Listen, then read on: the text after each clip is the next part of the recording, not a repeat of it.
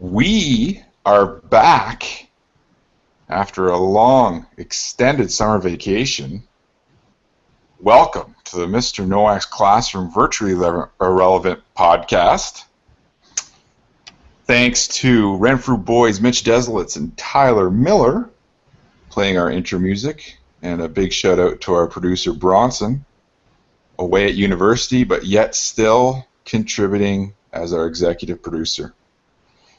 Today we are joined by Jason Self, all the way from Orangeville, Ontario, owner and practicing lawyer of SBS Law, Dufferin County's #1 law firm. Jason, thanks for joining us once again. What's new in your part of the world? Hey, it's good to be back. Not too much new in this part of the world, buddy. Just busy as always. Now, we could call this the Head of the Trent edition. You could. As we are heading back to really our roots, I suppose, heading back to Trent University for homecoming this weekend. What are your thoughts and predictions for this upcoming weekend? I predict. I predict a lot of good times, a lot of sausage. Interesting. I don't know what to say. I think it'll be a good time. Always look forward to it. This has got to be the 17th time we've gone to Head of the Trent now, and every year it's just as good as the year before. So you can never spend enough time with the friends that you've had along for the ride of your life. So I just look forward to seeing all the guys, and especially now that there's half the guys have kids and whatnot, and wives and everything else. It's nice to just get together with the boys and pretend you're 21 again. Now, what about on the water? Who do you like? I think Queen's got to be the team to beat, no? Well, you know, with my pick, I'm going to go off the board, and I'm going to go with Brock. I really think their program's really developing. And for those of you who don't know, Head of the Trent is the biggest rowing regatta in North America. It really draws the kids back, and I just can't wait for the stamina and the team concept that is displayed on the lakes of the East and West Bank. Now, what that person that sits at the front of the boat and barks out orders, what are they called again? I think, see, I always get this wrong, and it really shows my maturity. I think it's the coxie. Now, funny, I was thinking of trying out for said position in my first year. However, I was over the height maximum by a foot and a half, and over the weight maximum of about 150 pounds. So my rowing aspirations ended early. It'd be like that scene in Tommy Boy where Chris Farley's sitting out on the lake in his boat. Yeah, that's pretty much dead on. Now, last time we talked to you, the Jays were making a pseudo run towards the playoffs. It was a bit of a tease. Is there any optimism heading into 2015? I think Alex Anthopoulos thinks there is, for sure. It's hard to be optimistic when the playoffs are just literally starting and your team isn't there. And, as any long-suffering Toronto sports fan knows, it seems to be one sport after another with these sort of look to next year. Kind of focused on the Raps a little bit right now and getting excited for that, and the Leafs, and not really worrying about the Jays. But I don't know. I think there are pieces there. I know you get tired of saying this, but there is good pitching in this organization. There are some young pieces, and there's still a lot of room to grow. There's a lot of maturing that can be done with the current player personnel that they have. Whether they will or not, it's anyone's guess. I mean, baseball prospects are so finicky. It seems they're a lot more harder to predict than the other sports, maybe. I don't know if you'd agree with that. I would agree with that, and it seems like these prospects that the Jays have really come out of nowhere. For example, Dalton Pompey. I think I'm on the Dalton Pompey bandwagon. And then really, I didn't really hear much about Sanchez and Stroman prior to this season, but I gotta say they're in my top 5 Jays of all time. That's bold. It is bold. That would be behind Shannon Stewart and Reed Johnson.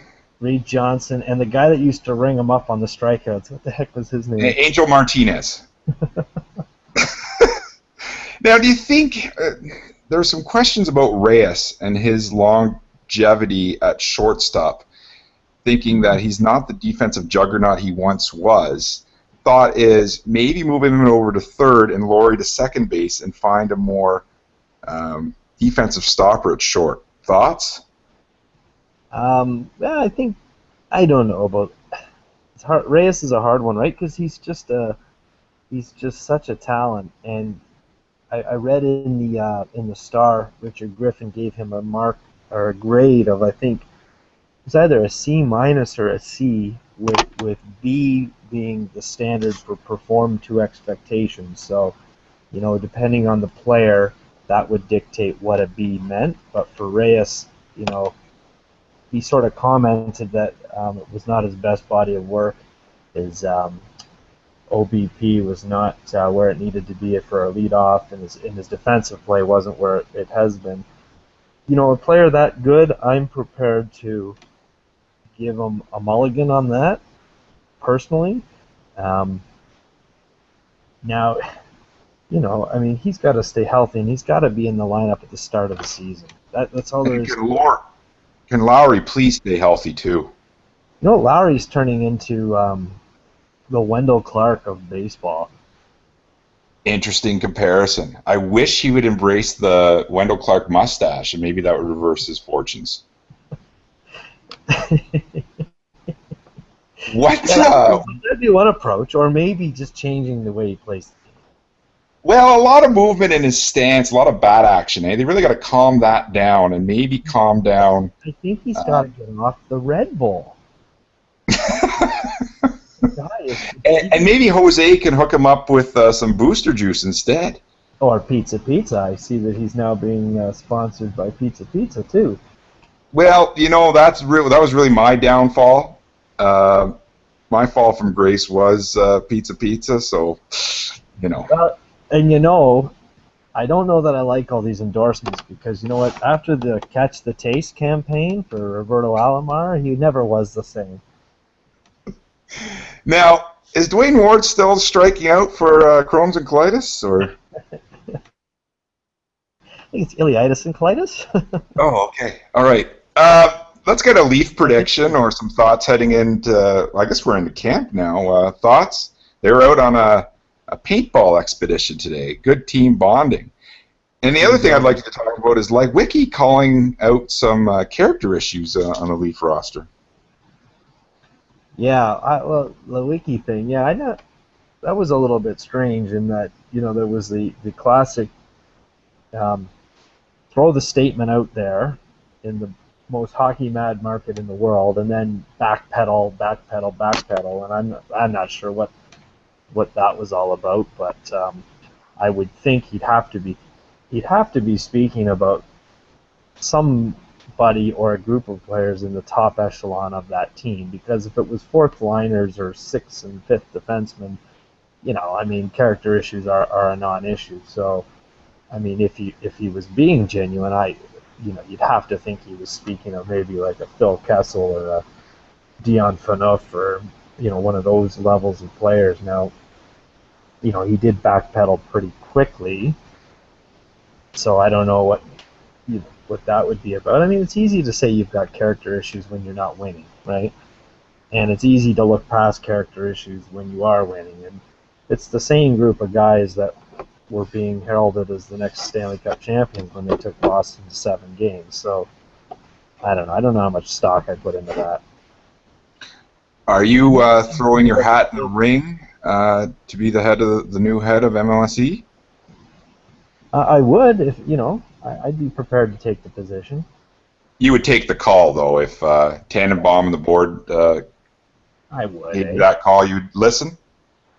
I would. You know, have to be throwing around some seven figures, but I'd listen. Well, you heard it here first. An exclusive Yeah. J-Self for MLSE chair, I guess. Not chair, president, I suppose. Hockey ops, eh? Oh, yeah. Oh, yeah. Well, you're part of the new breed of analytics. Now I heard Zahner on Fan 590 raising similar issues with the young guys on the Jays. Have you heard anything like that? My insiders have not suggested that. Character issues with the Jays young guys running wild in the clubhouse and the senior guys not putting them in their place. Wow. Well, that's not the first time we've heard that over the last 3 years. I guess Rasmus came to the club with some character issues, but I believe he's as good as gone. He's as good as I would think he'd be talking Lowry, wouldn't you? Well, perhaps. He's just such an afterthought now because he just doesn't play. Yeah. He's Canadian. He is Langley, BC, I believe. Sure is. The pride of. Now, I think it's time we move on to a segment that is beginning raves and reviews across the internet. Our segment that questions social norms, social cues. The segment we like to call "Is It Legal?" And as you've pointed out on Twitter, this is not legitimate legal advice. It's not. Disclaimer. You know, anything I say is not to be taken as legal advice. I encourage everyone to please consult their own legal counsel. Okay, that is good. I like that disclaimer. We're going to have a contest once again, and shout out to Karen Hamilton, Southern Ontario. She was our first winner. She won the great children's book, My Big Sister Sue, by yours truly, by asking an "Is it legal?" question. So we're going to milk that a bit, and we're going to have another contest, exact same. Email your "Is it legal?" question to podcast@noac.ca, and this week, or this episode's prize, 2 tickets to the Carleton Ravens home opener, 10-time national champion in the basketball realm. So 2 tickets to their home opener. I believe they're playing McMaster that night, so should be a great game and always a great atmosphere in the Ravens Den. So let's get started here, Jason. Looking at social norms, social cues. We're in the drive-thru at Tim Hortons. Is it legal to order more than 4 hot beverages and or food items in a drive-thru? It is legal. I will say that once you're into the 7-seater, you're into the territory of illegal. I worked at McDonald's when the proliferation of the minivan, thanks to Dodge, the minivan was everywhere, and I'll tell you, it just destroyed drive-thrus all across this nation. You'd get some family in there ordering 17 ice cream cones, and that was illegal. The business, the office coffee run, where it's more than 4, park the car and go in. I'm in line because I'm in a hurry and or lazy. Just move on. Or what's worse for me is when the guy in front of you, they're just waiting on something. So instead of just parking the car and letting everyone else through, they just let the guy sit there. You know, because you're waiting for them to whip up a latte or something at Starbucks, and it's like, just tell them to pull forward. Everybody else is waiting for their coffees here. Not to mention the environmental damage that this idling causes. Well, and I will tell you that our local municipal bylaws generally do not permit idling past a couple of minutes. Interesting. There was suggestion on Orangeville Council that perhaps the bylaw enforcement officer should stand at Tim Hortons and hand out tickets in an effort to decrease the deficit. Now, is this a hot topic in municipal politics as we approach election time? It's right up there. Okay, well, our believe it or not, one of the hot button issues here is taxes. Yeah, yeah. Well, Okay, let's continue the coffee theme. This kind of comes from Sid Sixero from The Fan. Is it legal to order a coffee that's not either black or double-double? He says if you're not ordering a double-double or a black, you're just weird. Thoughts? I don't know. That's a pretty big black and white kind of question, right? I mean, have you ever had? How do you take your coffee, Adam? Black at home, double-double on the road. Wow. See, now that's weird. That's and that's illegal. Okay, fair enough. I drink my coffee black, and if you put even like a drip of cream into it, it tastes like nothing but cream. So, like, for the guy to have to choose between black and double-double and not be able to have some sort of shade of gray in between, you know, I think Sid Sixero is wrong on that. Okay, well, I appreciate that feedback. You've already alluded to this earlier in the pod, but having sausage at consecutive meals. You have a record, I believe that was Head of the Trent 209, of having 5 consecutive meals containing sausage. Legal or not? And I think there were a couple of sausage snacks in between there, too, Adam. Okay. It's definitely, I guess I'll have to say that was illegal. That was a little bit excessive. And it wasn't really by design, you know. It's kind of like Cal Ripken Jr., you know, like, he didn't really You got to keep the streak alive. he didn't really set out to play that many games in a row, but at some point it just kind of took on a life of its own. And it wasn't like it was just sausage on a bun. It was a variety of different, like it was in a skillet, it was in a penne. It was very diverse use of sausage. You know, and then that's the beauty of sausage, right? I mean, you can really serve it up breakfast, lunch, and dinner. You can go patty, you can go sausage balls, you can go, you know, there's many forms. And Okay. I would just like to add that I would say that my record for consecutive meals, including sausage, is probably right up there with Cal Ripken Jr.'s record of consecutive games played for most astonishing record.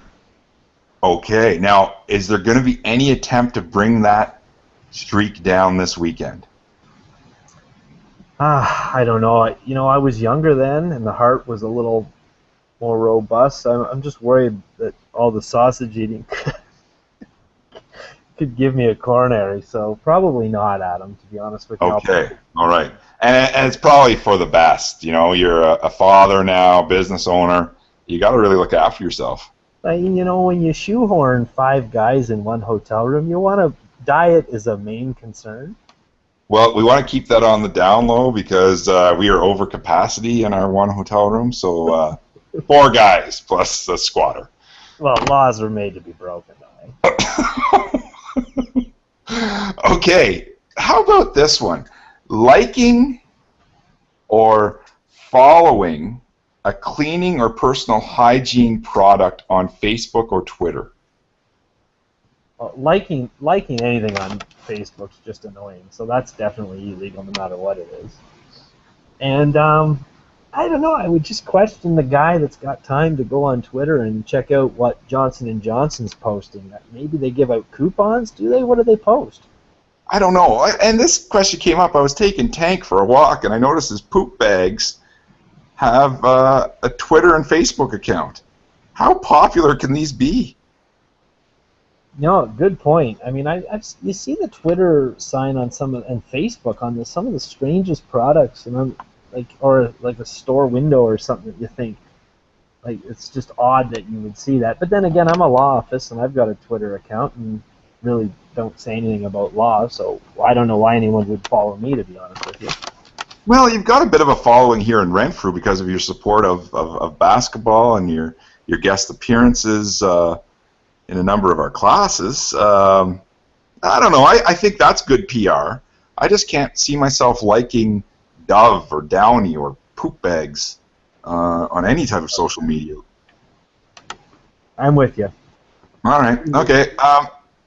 Now, originally, this pod was supposed to be recorded early September. Your wife, your beautiful wife, Carrie's a teacher. You're surrounded by teachers. September's a rough month for us all. Is it legal for teachers to complain? Does it matter? Now, is this something near and dear to your heart, or?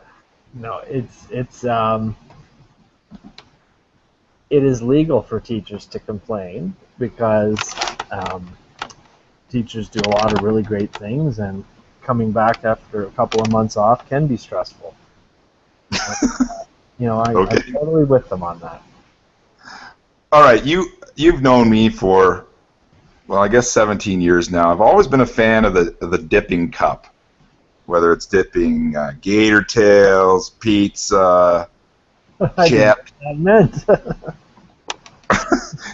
Is it legal to lick out the remainder of the cup? You don't have anything else to dip, but you really like that sauce. Can you put a finger in there, finish it off? Legal or illegal? Well, I would say there's an age when it's legal. Like my 3-year-old does that, Adam. If she wants a little bit extra sour cream, have at her. At some point, it becomes illegal. I used to know a guy that used to rip the chip bag open and start licking the chip bag out. And that was always awkward, You're sitting there, you're enjoying a bag of chips with a friend, and then he just starts going all caveman on it and ripping it open and sticking the... Good to the last drop, I guess. That was Wes, eh? Remember Wes? Oh! Yeah, I remember Wes. Yeah, well, let's just say his chip eating habits were much like everything else he did. A little much? A little much. All right. Now,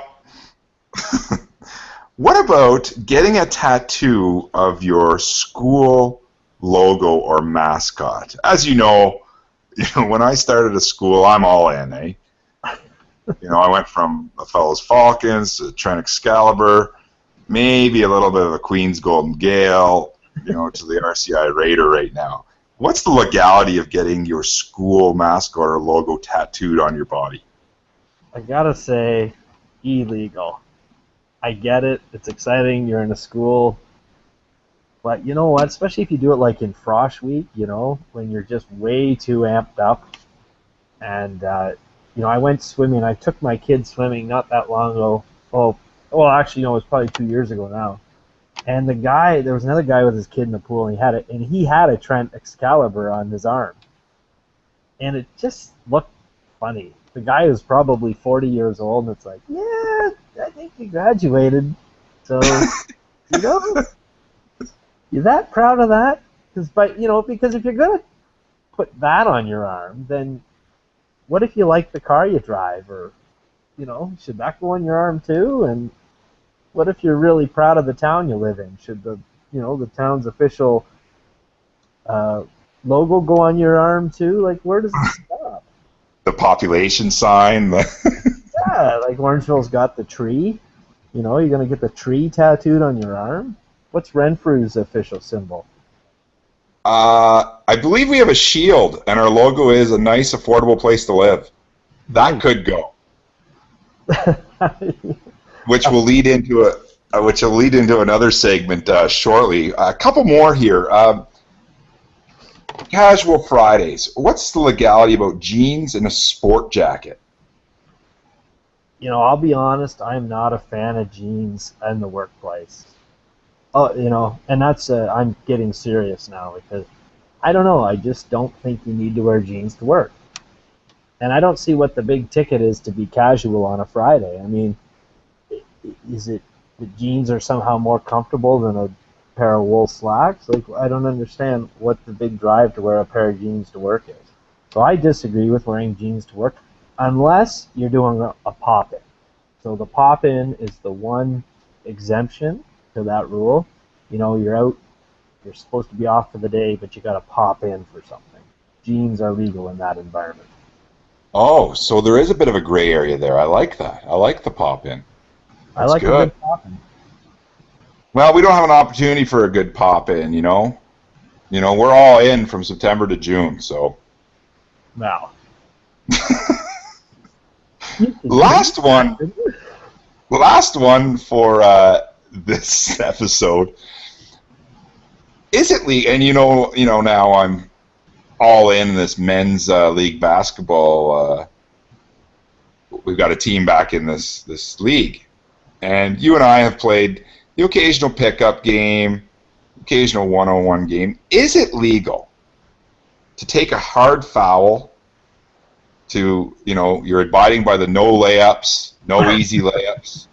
Is it legal to take a hard foul in pickup basketball or in a recreational game of one-on-one?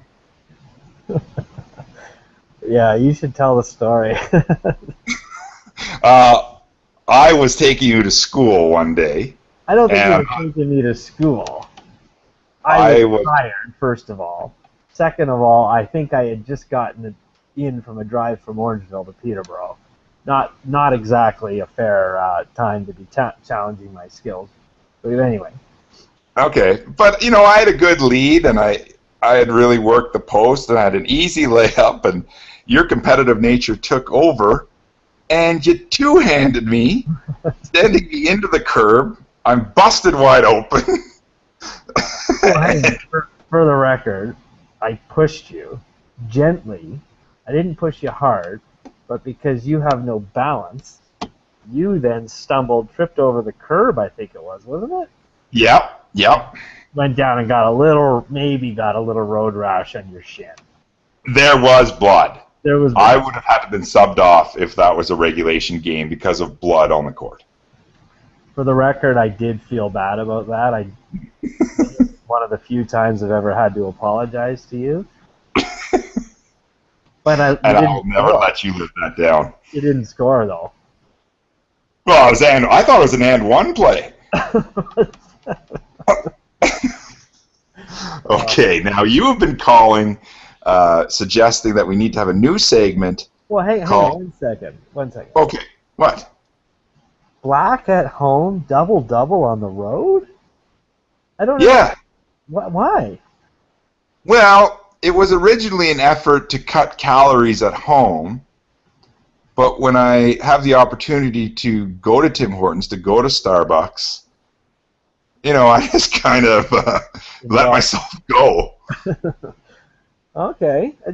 I've never heard that before. Yeah, I really like my black coffee at home and then get a little treat on the road. Oh, okay. Well, yeah, I've got many idiosyncrasies, as you know. Yeah, you do. Yeah. I've never heard that before. So okay. Apparently, you can do that. You can have black coffee at home, and when you go out, you somehow reward yourself, I guess, for the act of leaving the house, and get a double. Yeah. Okay. I really like to support the dairy farmers in our community. Well, that is true. Goddamn tariffs, though, eh? Oh, yeah. And buying local. You gotta buy local. Yeah. Okay. Let's get to your new segment, That Could Go. What are you sick of that needs to go? Well, okay. Couple of things. I've come up with 3 things. I could probably put a number of things on this list. The first thing that could go, and these are all things from, observations I've made, all within the last couple of weeks. Well, and you're a sociology grad, like that's what you've been trained to do. Well, and you just observe, right? I got a whole that's what we do. I got a whole degree based on observation. Yes, and not of the blatantly obvious. Yeah. So, Guy, how about this one? you know how any restaurant, any local establishment will have a prohibition on service without a shirt. What the hell are these guys that seem to think they've found a loophole by putting on like one of those like construction vests or basically like a pinny, something they're wearing at work, and then they walk in and it's like, you're not fooling anyone with that vest. You still have no shirt on. Like, I can see right through the little vest thingy. It doesn't even do up at the front. Like, that could go. Okay. Feel sick. So you're looking for more parameters on what is defined as a shirt. I think I'm just looking for common courtesy to dress yourself if you're going to go into a restaurant. Okay. Okay. Well, while we're on the subject of wardrobe, something else that really has got to go is this fashion trend back to track pants. Interesting. I don't know if it's this way in Renfrew, but in this neck of the woods, track pants somewhere along the lines has become completely socially acceptable. And it started with the track pants that still sort of had some element of fashion to them, but now, I mean, we're into like the elastic bottom, striped down the side, full on heather gray track pant. And people are wearing these out. They're one step away from pajamas, and people are wearing them out in public now. And it's just like any self-respecting human being would take the time to make themselves look a little better than track pants. It's got to go. Okay, you showed a lot of passion with that. That was a rant for no reason. Tank also not a fan of the track pants. Well, and there's a Seinfeld episode about that, and Jerry told George that he's basically just given up. Yeah, that's right. I forgot about that. That's true. I saw this guy, and he was dressed. This was recently, and I think it was in Home Depot or something. Head to toe, heather gray tracksuit, and it's like, and he thinks he's out there on the cutting edge of fashion. And I'm like, you wouldn't find that at Banana Republic. Is there any chance he's just waiting for a flag football game to break out? It could be, but all I want to do is go up and pants him. Which I think is illegal. The only way we're going to win is if we just, every time, this is a call to action for all of your 38 listeners out there, Adam. Every time you see someone wearing track pants in public now, I'm telling you right now, it's legal to run up and pants them. I don't think I can endorse that call to action. It's right up there with Ebola. Oh, too soon. I'll tell you what could go. What's that? PokerStars.net commercial. Who are these people that are going and playing online poker?